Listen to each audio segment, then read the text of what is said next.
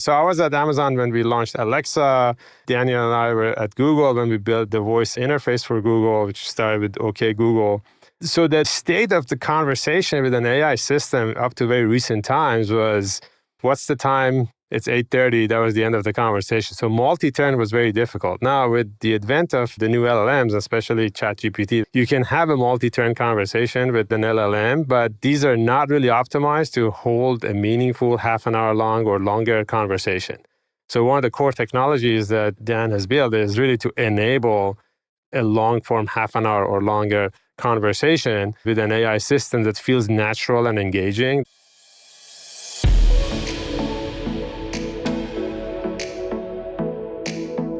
Welcome to Founded and Funded. I'm Madrona Managing Director Tim Porter, and today I have the pleasure of hosting Babak, Parviz, and Daniel Kelly, the co-founders of NewDays, a newly launched health company that's using generative AI to address one of the most heartbreaking and pervasive issues of our time, cognitive decline. Babak and Daniel are technologists with deep roots at Amazon and Google, from launching Amazon's Grand Challenge to co-creating Google Glass. And now they've come together to build something that just wasn't possible even a few years ago. In this episode, we dive into the founding story behind NewDays, why the recent breakthroughs in large language models made this the right time to take action, and how they're translating clinically validated treatments into an AI-powered platform that anyone can access from home. We also talk about what it takes to build in this deeply personal and high-trust space, the difference between a chatbot and a therapeutic intervention, and the lessons they've carried with them from big tech to startup life. With that, here's Babak and Daniel. Welcome. Really looking forward to this conversation. Well, let's start with the obvious. This is a massive problem, and it's a deeply personal one. 1 in 3 people over the age of 65 in the US are dealing with some form of cognitive impairment, dementia, early onset Alzheimer's. We all have someone in our lives, either a parent or a relative, an aunt, uncle, a close friend. And we know it's heartbreaking because there's really no treatment to date. There's nothing you can do. You've now identified a treatment path that actually is validated, and technology, specifically large language models, has made it possible to go build a service to address this. But yet it's a big step. Decide to start a business, with that big problem. What made you say, this is the right, why now? Let's go start a business to address this opportunity or this big problem? Yeah, thank you, Tim, for the question. And maybe take a step back and sort of share where this all came from. I was at Amazon for a number of years, and one of my roles was to figure out what the company should do next. So we ran many different investigations in many different areas. And one of the investigations that we ran was about aging and what happens to older people. We looked at this nationally and globally, and we surfaced many problems. And this was, I would say, one of the most daunting areas that we looked at. But it was really hard to find radically new solutions to these problems that we could believe or have ourselves believe that they could move the dial in a meaningful way. And as you mentioned, if you think about the scale of the problem, today, if you look at the population over 65 in the United States, 11% of them have dementia. And on top of that, 22% have something that's called the mild cognitive impairment, or MCI. But that's truly a euphemism. Because someone with MCI is impaired enough that they may not be able to pay their bills anymore. So these are very substantial cognitive issues. So 1/3 of people over 65 are battling with these cognitive changes. And we all know that our ability to remember things, our ability to reason about things, they really, to a large extent, define who we are. So once they start to go away, we feel like that we're fading away, and people around us also feel that the person is fading away. So there's substantial emotional toll on the person, and after that comes financial issues, many health issues. So these are very, very serious things that we have to deal with. And even though we just say, okay, 1/3 of people deal with that over 65, but if you think about any person living in the US today, they very likely they have a spouse or parents or siblings. So with the likelihood of 90%, this situation would hit one of us sooner or later. So basically, it's going to hit all of us. And if you think about what solution is available to people today, if I go to a doctor and get a diagnosis of MCI, for the most part, the next step is good luck. There's not much you can do. There is no drug today that can cure these diseases. There is no drug today that can even stop these diseases. So this highly motivated both Daniel and I to do something about it. And the way that we went about doing something about it was to step back and see, where is it that we have solid clinical evidence of an intervention that can help people? So we did all the background research to surface randomized clinical trials, and that's the gold standard of medicine. That showed any form of intervention that was beneficial to people. So we went after those, but we realized none of them have really scaled because they're limited by the availability of trained expert humans. And then we realized that now we have also radically new technology available to us in the form of generative AI. So we put the two together. There was a massive need, unmet need, and there was a radically new technology available that could bring medically proven interventions to a large number of people. To put them all together and decide that this is the right time now to go after this problem and help many people that have no recourse otherwise. Amazing. I was not aware of this research, and just in simplistic terms, these therapeutic conventions really boil down to immersive conversations frequently. And you also have this problem where, and there's clinical rubric behind it, you guys should describe that more. How does that come together in a product? So you had this insight, there's real research that underpinned it. There'd been no ability to turn that into something that's scaled before. Daniel, tell the audience, what actually is this thing? I'm sure a lot of people are like, my gosh, I have people in my life I want to introduce this to. Yeah, absolutely. I like to think of NewDays as a therapeutic intervention for people with MCI or dementia. And really that comes down to, so it is a telehealth clinic where you meet with a clinician that has expertise in cognitive therapy. And then we kind of amplify the ability of that clinician to work with you through these conversations that you do with a large language model. As far as the product goes, there is just an ability, well, really all of it is kind of based on these three different methodologies of cognitive stimulation therapy, cognitive rehabilitation, cognitive training. And I think that those methodologies really spell out a range of conversations that can be beneficial for people with MCI and dementia. On one end of the range is just casual conversations, long form casual conversations. I almost think of this as like going for a walk. These long form casual conversations are just good things for you to do to maintain your ability to continue to have conversations with the other people around you in your life. And within our product, these casual conversations are a good way to promote reminiscence about past memories. They are a good way to practice verbal fluency, so finding words that you want to use to express yourself. They're also a fantastic way to reinforce the concepts that you're working through with your clinician in the telehealth setting. Repetition is important for the memory of someone with MCI and dementia, and these kind of casual conversations are a good way to promote repetition. Maybe on the other end of the spectrum are more challenging conversations. So these are maybe like doing sprints. These are designed really as a stimulus to stretch your ability within a particular cognitive function, and then that stimulus becomes something that your brain has to respond and adapt to.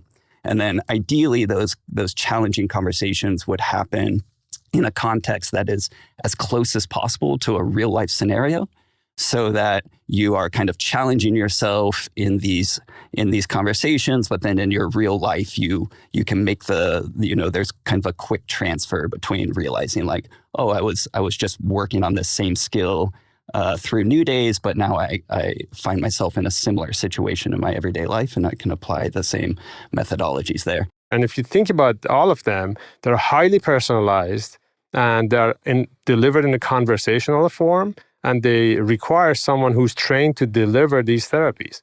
So they're highly dependent on the availability of that trained individual to work with the patient to deliver the therapy. And that has been the issue with the scaling these interventions, because we do need millions of trained professionals to deliver these therapies. They're unavailable. And even if they're available, the cost of the highly trained humans to deliver these therapies would be astronomically high. So that's why these therapies did not scale. And that's where our NewDays.ai comes in, that we allow the scaling of these therapies that are highly personalized and conversational through the use of generative AI or large language models. So you mentioned some of the clinical trials that we have anchored our work on. One of the most exciting ones that we came across was a study that was led by Professor Hiroko Dodge. She's a professor of neurology at Harvard University.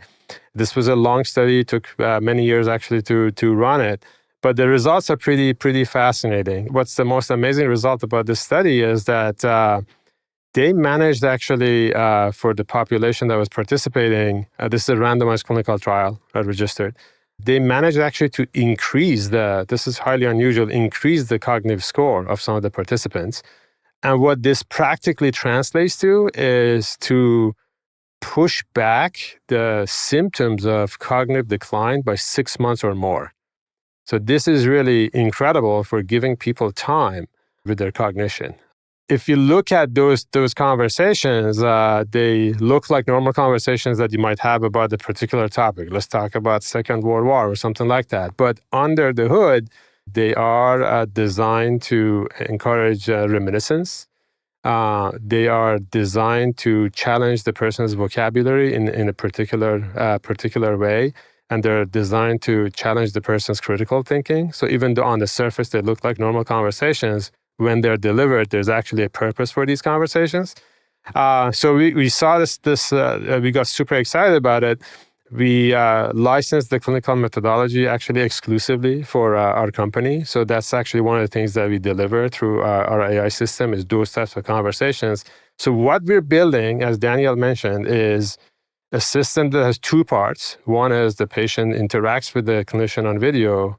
That's not as frequent, could be once every 2 weeks or once every month, but every day of the week, the patient is interacting with AI. We still have the human expert in charge, but by using AI tools that are augmenting and amplifying the human expert, we can do 20 times more.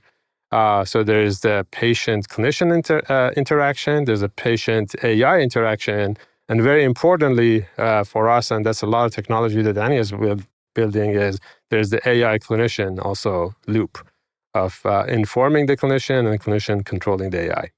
Great blend of empowering the human to do more, the therapist, and using AI and technology to create a great patient experience, great user experience.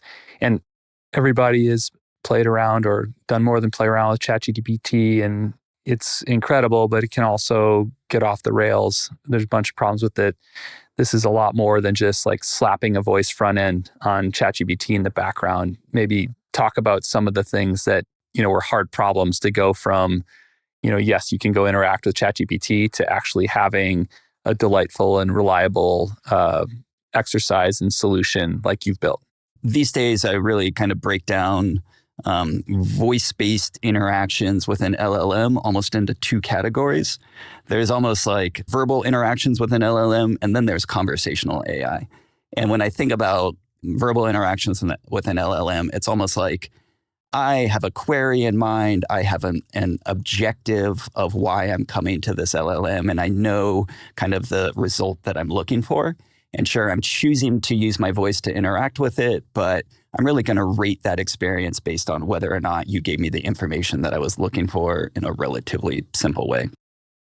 When it comes to conversational AI, I think it's just a much different problem overall. Users will come to it without a particular objective in mind. And a lot of the problem shifts into this space of having an engaging conversation. And part of it there's really the semantics of the conversation, and there's also the mechanics of the conversation. And so the semantics of the conversation is really the content of that conversation. And, is the LLM responding in an engaging and interesting way? I think LLMs are reasonable at this today. A lot of times, though, they can become quite repetitive. And this is in how they're trained, and it's also in that the conversation history can kind of few-shot the model into responding with the same patterns every single time that it responds. I don't think that's representative of what a true conversation is like. I think there's a lot of variety in conversation. I think that, when you have interactions with an LLM where the content is kind of formulaic and repetitive, you start to lose a lot of that engaging characteristic that would make you want to have a long-form conversation with the system overall. The other piece is the mechanics of the conversation. This is kind of how things are said. I think that there are just a lot more of both of those components involved when it comes to conversational AI. The content is really important. The variety of the conversation is really important. The mechanics of the conversation are really important. And all of that is just a very different scenario than sitting down and bringing a query to ChatGPT, but just choosing your voice to interact with ChatGPT. Very complex system to make it work reliably and really human-like. Babak, you mentioned earlier about there's a lot of clinical trials that underpin that this type of therapy works. You've actually licensed some of that research, and then that gets baked into the product. Maybe explain a little bit more about, it's both interesting technically, how you take sort of this private data and incorporate it into this type of system, but it's also just super important about the fidelity of what we're doing. It's not just having random conversations, it's actually underpinned with the type of approach that a therapist would take with you. Yeah, so I was at Amazon when we launched Alexa. Daniel and I were at Google when we built the voice interface for Google, which started with OK Google. Well, at first was OK Glass, and then became OK Google, and everyone used it on their phones. But so that the state of the conversation with an AI system up to very recent times was, what's the time? It's 8:30. That was the end of the conversation. So multi-turn was very difficult. Now, with the advent of the new LLMs, especially ChatGPT, that's widely available, you can have a multi-turn conversation with an LLM, but these are not really optimized to hold a meaningful half an hour long or longer conversation. So one of the core technologies that Dan has built is really to enable a long form half an hour or longer conversation with an AI system that feels natural and engaging. This actually is extremely difficult.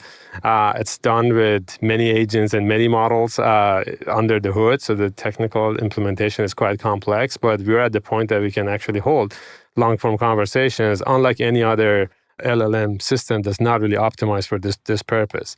The other point that's important is that we need to get to know the person and personalize it as we have these conversations, because these are meant to be daily. So Daniel and the team, they have actually had to build a very specific type of memory for the system that begins to learn about the individual, which is very different from a generic memory, especially for the population that we're dealing with, because as an example, we may hear from the person that I don't have a brother. 2 weeks later, the person might say, my brother said X or Y. So then the question is, what would the memory do about this fact? Because the previous fact that we stored about this person to personalize is that our knowledge is that this person doesn't have a brother. Now they're saying their brother is saying something. Is this because of their dementia, or is there something else going on? So the memory actually that's built for this system, that's optimized for the population that we're serving, is also a very specific type of memory that gets to know the user, and it sort of reflects on what the conversation is doing. So that's the second big difference with something very general like ChatGPT. So long-form conversations, very specific type of memory for personalization for this population. The third part is we're having very frequent conversations with our users. We need to report back to the clinician what's going on in these conversations. So periodically, our AI system publishes a report to the clinician of what is really happening in these conversations. This is something that they need to pay particular attention to. And that's actually something that no GPT system at the moment has. And then our clinicians also give guidance back to the AI of what kind of conversations to have.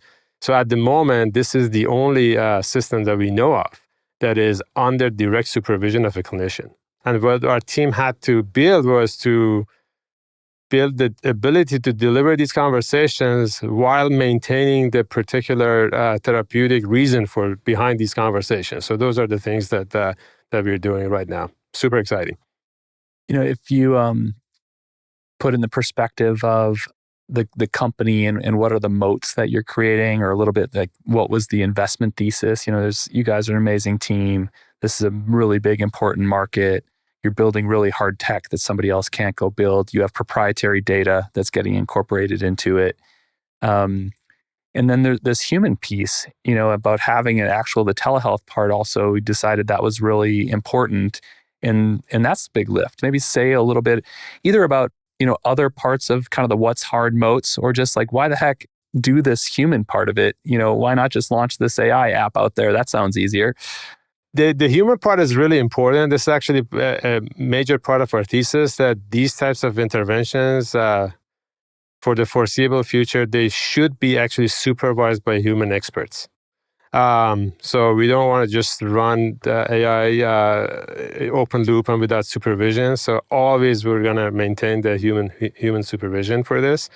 It gives us confidence that we're doing the right thing. I think it also gives our users more confidence that the right the right thing is being done for them. So there's a pilot in this plane, so it's not an autopilot.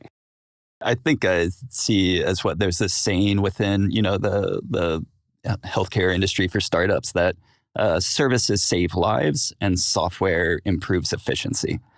And so I think when you're in healthcare and you're dealing with someone's, cognitive decline and they have now been diagnosed with that condition, just having a person to speak to about that condition is, amazingly powerful versus, hey, I'm just going to go interact with a piece of software every day without any sort of oversight from another person. I think would just never be able to get off the ground in the same way.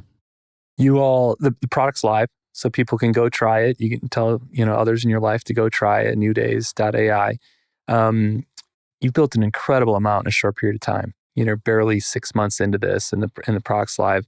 This isn't the first time you've done that. You've actually done from an empty room, startup before. We've referenced Google and different things here in the conversation. Maybe back up, talk a little bit about how did you all decide to work together? What was your history before that's made you say like, yeah, let's go jump into this big problem and do it together as co-founders?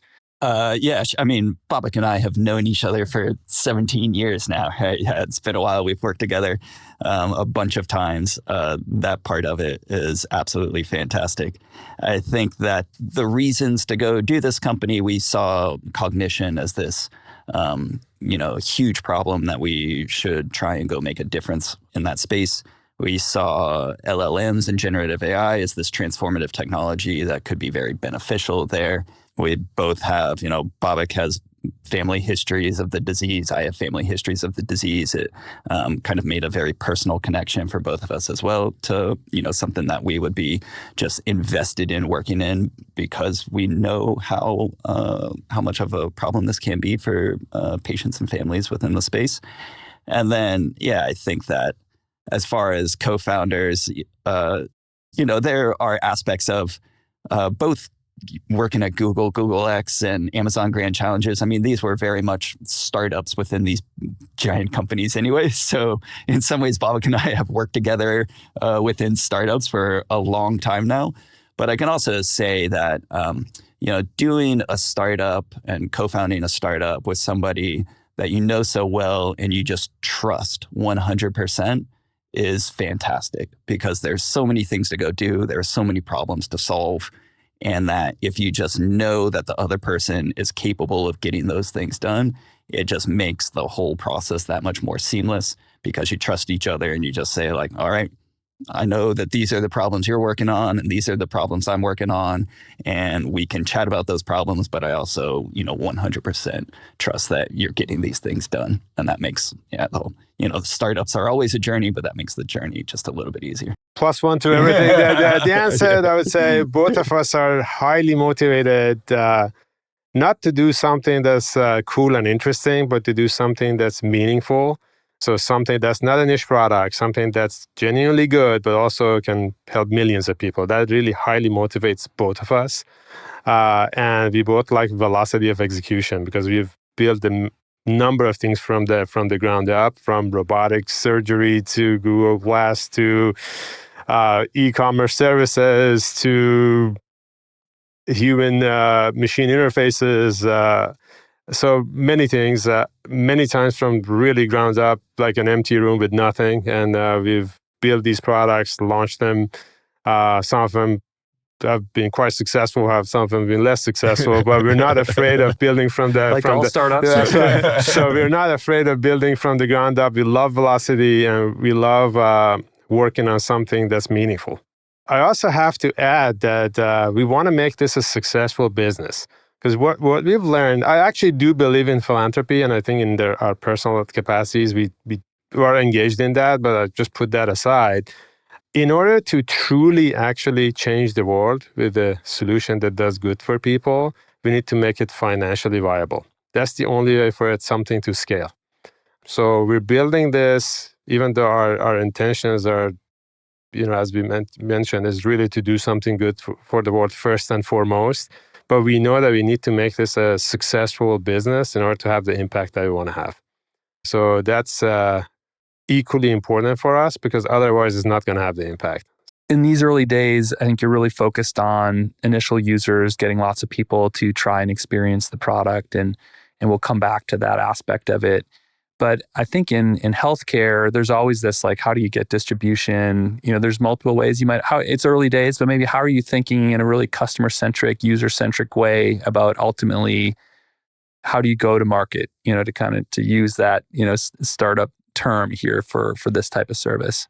Yeah, I would say our GTM is still a work in progress. Yeah, we haven't exactly nailed it. Absolutely. So we have two things that we're doing. So we're doing D2C. So we're trying to remove all barriers from people to access us as fast as possible and with minimal amount of effort. So there's a D2C flow to us operating, and there's partnerships that we've had a number of conversations with different entities for partnerships that would not be of a D2C type. It would more be of some form of enterprise.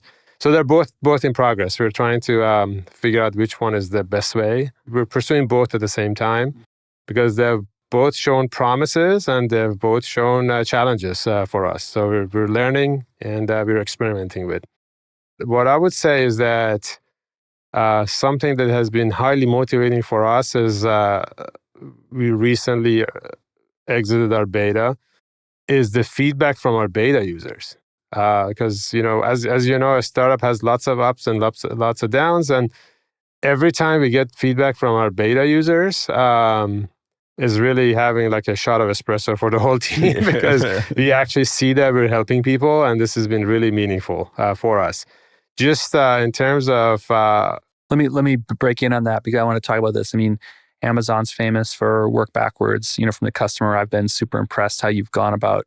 Not just like, of course, we need to go get user feedback, but you've had a real process leading into the beta, now the GA, going to lots of different users. Maybe just talk about how you've approached that around being really customer driven and getting feedback on how the product's working, as well as any aha moments from hearing this feedback from end users.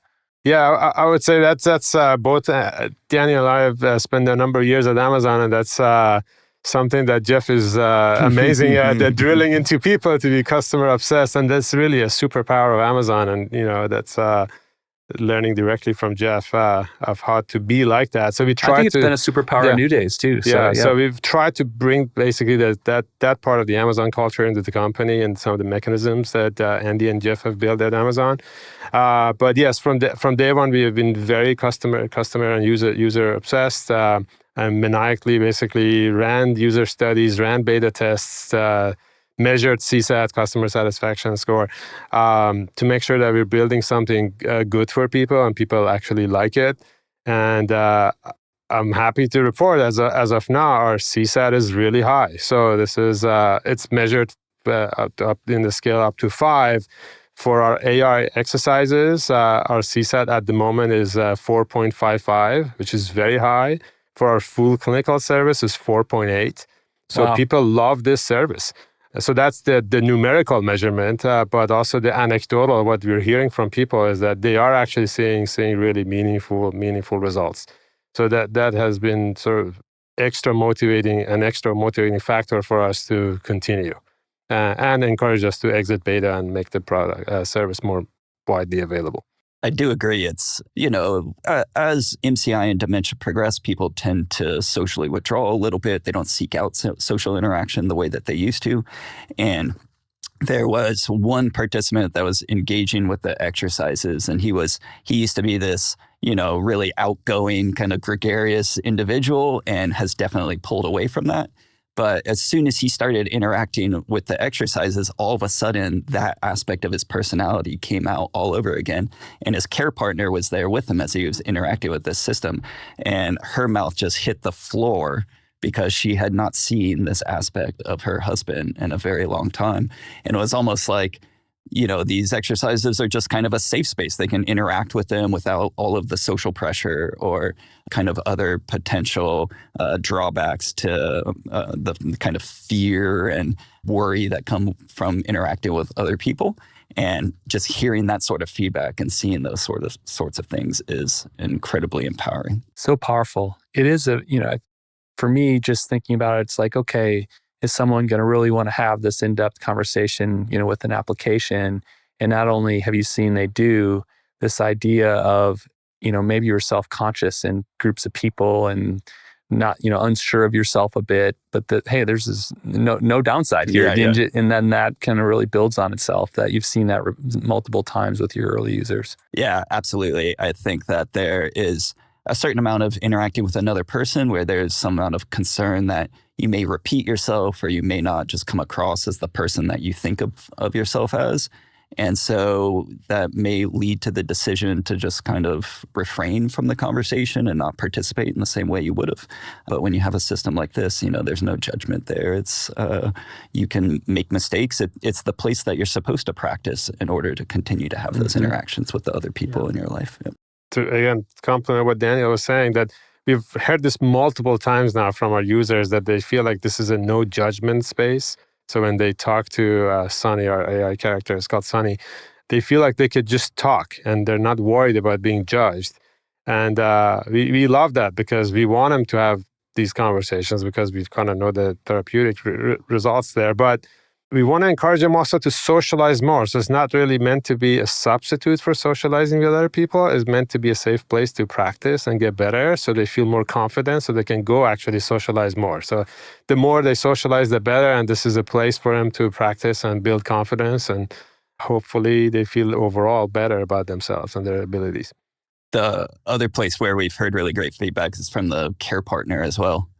And that the person with MCI or dementia can sit and have a conversation with our system.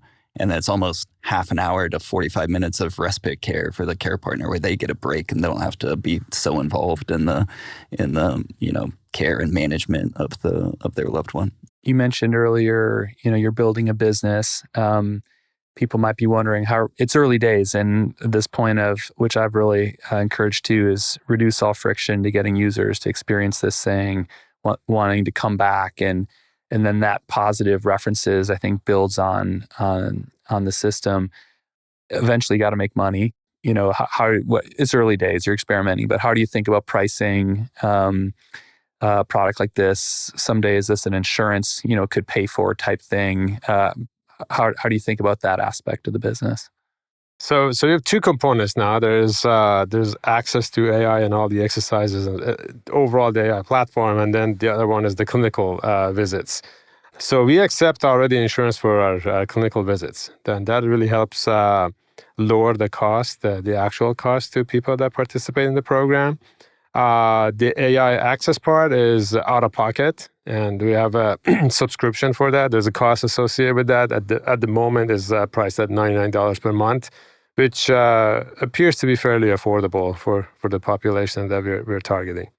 And every day, actually, you can go in and do another free conversational exercise. And then if you like, at some point, you can upgrade to become a full member of the clinic. But we've definitely tried to make it easy for people to access the system. I mentioned how fast you've built the service and the company, and you'd never do that without a great team. And part of being able to move fast was you hired a great initial team quickly, and hiring is hard. Maybe talk a little bit about how you were able to do that and the type of culture overall you've tried to instill in NewDays here from the inception.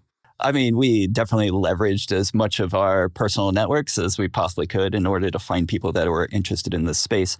It's nice having The mission's important, though. that the mission is, kind of one of the big selling points for coming to work for this company is that if you are, the type of person that wants to take your technical expertise or your business expertise and apply it towards, making a real difference in someone's life, then this is just a fantastic company for you to come look at. And so, leverage personal networks to the greatest extent possible, and have also just been super scrappy about finding, fantastic talent to help us go build things as fast as we possibly can.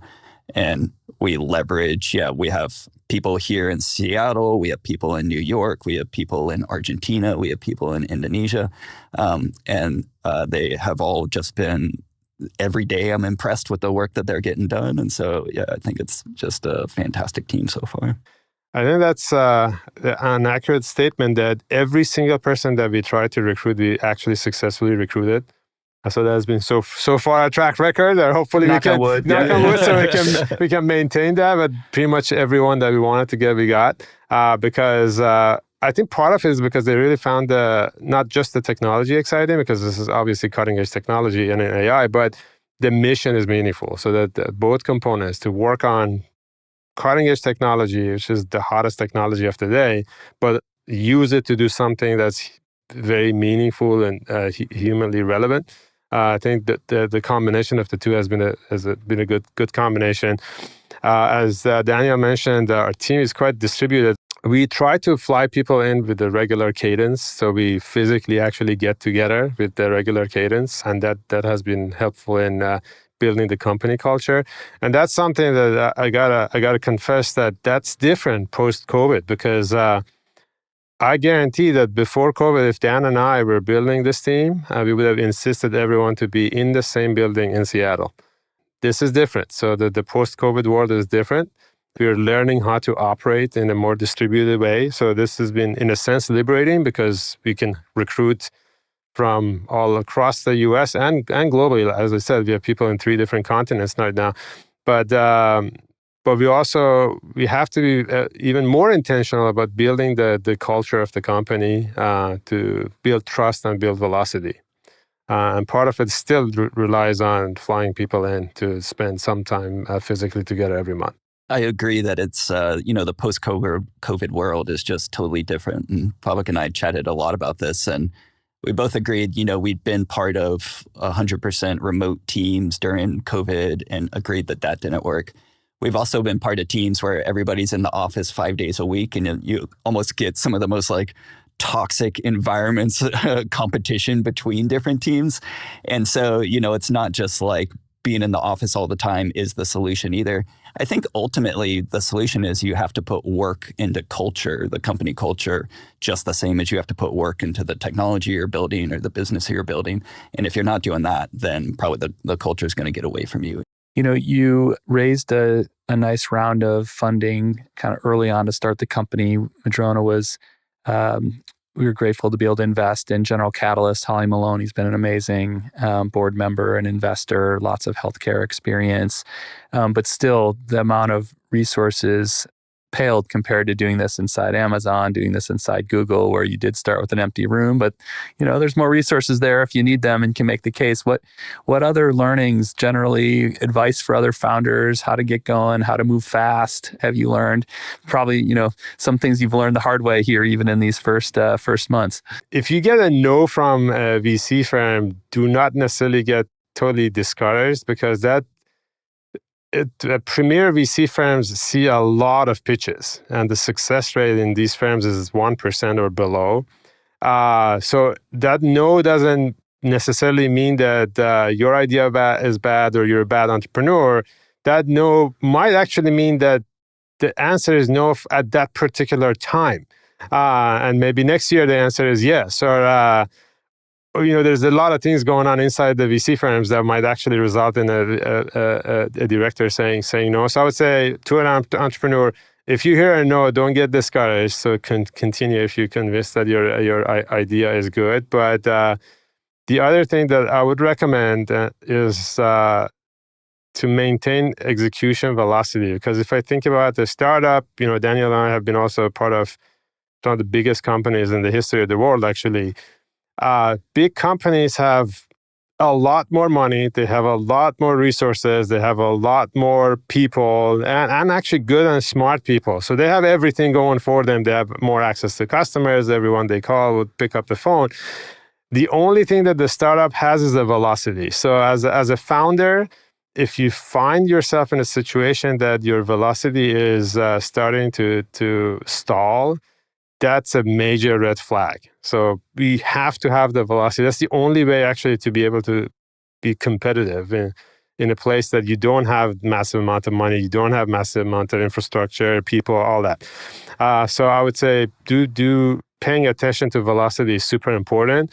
And that's part of the culture building in the company, that we have to be intentional. The company actually incorporates velocity of execution as part of the core of the values of the company early on. I was having this conversation with Trevor, our CTO, the other day, and we were talking about moving fast. And I gave this example of, there may be a problem that's posed where someone says, which one of these two objects is bigger, the bus or the motorcycle? And our engineer instincts are like, oh, I know how I can figure this out. Here's my process description of how I'm going to do it. And I've calibrated all my measurement instruments, and I know exactly the experiment that I'll do. And then someone else walks up and just says, yeah, the bus is bigger, and you move on. And I think that when you're doing a startup, there are a lot of times where you're facing those sorts of problems, the bus versus the motorcycle. It's just harder to recognize because you're working in a brand new space. But there are just a lot of times when you almost have to turn down your engineer instincts a little bit just to move faster, when the solution is actually obvious, and it would just help you to move faster and go figure those things out quicker, rather than dialing up all of the engineer processes that you know how to do and have been beaten into you for a long time. And then jump on the motorcycle. Yeah. So I would add also one thing that might be counterintuitive, but I would say a bad decision is better than no decision, because a bad decision would allow us to proceed and figure out the problems and the decision was incorrect and course correct and get to the right decision. But indecision and making no decision would basically torpedo the operation.